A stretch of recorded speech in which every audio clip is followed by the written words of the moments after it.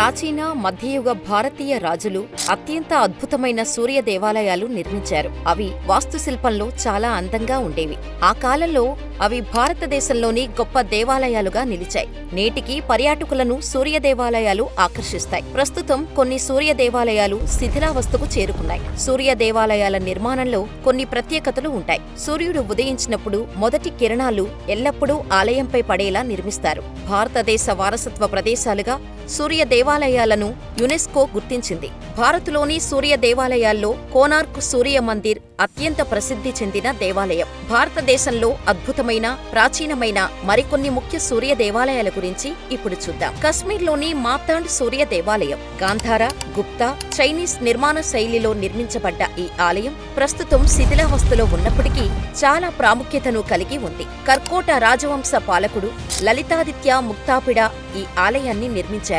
ఇది హిందువులకు అత్యంత ముఖ్యమైన యాత్రాస్థలాల్లో ఒకటి. గుజరాత్లోని మోధేరా సూర్య దేవాలయం పుష్పవతి నది ఒడ్డున నిర్మించబడింది. చాళుక్య రాజవంశ పాలకుడు భీముడు నిర్మించిన ఈ ఆలయాన్ని జాతీయ ప్రాముఖ్యత కలిగిన స్మారక చిహ్నంగా వర్గీకరించారు. ప్రతి సంవత్సరం జనవరి 3వ వారంలో మోధేరా నృత్య ఉత్సవాన్ని కూడా నిర్వహిస్తారు. ఇది అహ్మదాబాదుకు 100 కిలోమీటర్ల దూరంలో ఉంటుంది. ఒడిశాలోని కోనార్క్ సూర్య దేవాలయం దేశంలోని అత్యంత ప్రసిద్ధి చెందిన సూర్య దేవాలయాలలో ఒకటి. దీనిని పూరీ సూర్య దేవాలయం అని కూడా పిలుస్తారు. ఇది కళింగ నిర్మాణ శైలికి అద్భుతమైన ఉదాహరణ. బ్రిటిష్ వారు భారతదేశంలోని బ్లాక్ పగోడా ఆలయంగా దీనిని సూచిస్తారు. ఈ దేవాలయాన్ని 1250లో తూర్పు గంగా రాజవంశ పాలకుడు నరసింహదేవ వన్ నిర్మించారు. తమిళనాడులోని 9 నవగ్రహ ఆలయాలలో సూర్యనార్ కోయిల్ ఆలయం ఒకటి. దేశంలో ద్రవిడ నిర్మాణ శైలికి ఒక అద్భుతమైన ఉదాహరణ ఈ ఆలయం.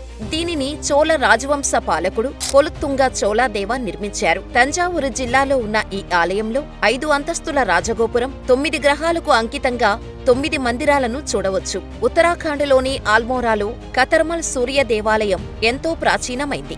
ఈ ఆలయాన్ని దర్శించాలంటే కొంత దూరం కాలినడకన వెళ్లాల్సిందే. కత్యూరి రాజవంశ పాలకుడు కతర్మల్లా ఈ ఆలయాన్ని రాతి నిర్మాణాలతో చెక్కించారు. ఇక్కడ ప్రధాన ఆలయంతో పాటు 44 చిన్న దేవాలయాలు ఉంటాయి. బీహార్లోని డియోలో ఉన్న దేవ్ సూర్య మందిర్ భారతదేశంలోని పురాతనమైన వాటిలో ఒకటి. దీనిని గుప్తుల కాలంలో దాదాపు 7 లేదా 8వ శతాబ్దంలో నిర్మించారు. ఈ ఆలయంలో ఛట్ పూజా వేడుకను ఘనంగా నిర్వహిస్తారు.